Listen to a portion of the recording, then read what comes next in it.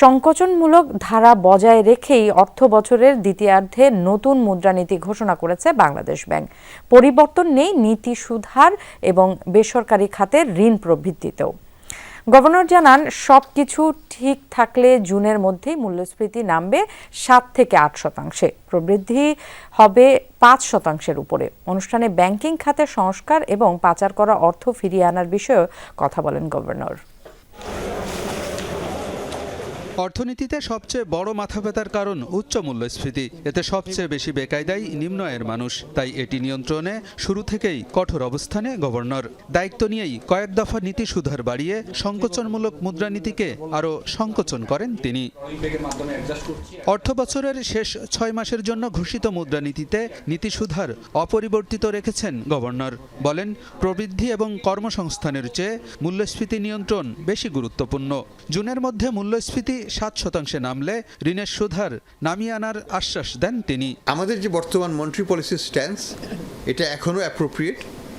This টাইটনেসটা একটু থাকবে, টাইটনেসটা আমরা চাইবো রাখতে, এবং এটাই আমরা কন্টিনিউ করব। কতদিন?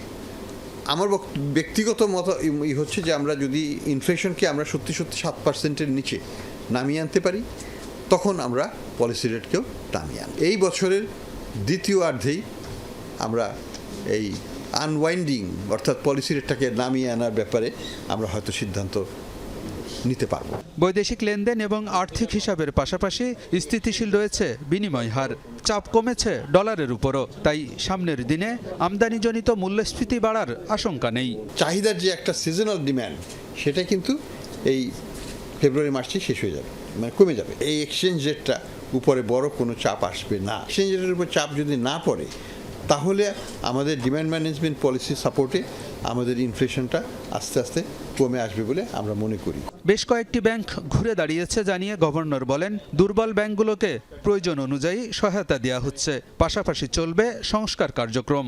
আমরা ব্যাংকিং খাতে সংস্কার নিয়ে কাজ করছি। একটু লিকুইডিটি ক্রাইসিসে আছে, আমরা তাদেরকে লিকুইডিটি সাপোর্ট দিয়েছি, প্রয়োজনে আরও সাপোর্ট দেব। ক্ষুদ্র ডিপোজিটর তারা যেন খালি হাতে ফিরে না যায় কোনো ব্যাংক থেকে, তাদের স্বার্থ আমরা সবসময় দেখব। প্রত্যেকটা ডিপোজিটরি স্বার্থই আমাদের দেখব, সেটা আমাদের সেন্ট্রাল ব্যাংকের দায়িত্ব। কিন্তু এখানে আমাদের সংস্কার কার্যক্রমগুলো আমরা চালিয়ে যাব। পাচার করা অর্থ ফিরিয়ে আনার বিষয়ে বাংলাদেশ ব্যাংক সঠিক পথে রয়েছে বলেও জানান গভর্নর। পাচারকৃত সম্পদ উদ্ধারের ব্যাপারে আমরা ইন্টারন্যাশনাল আইন কানুন মেলে আমরা প্রচেষ্টা চালিয়ে যাচ্ছি। আলমগীর হোসেন, যমুনা নিউজ, ঢাকা।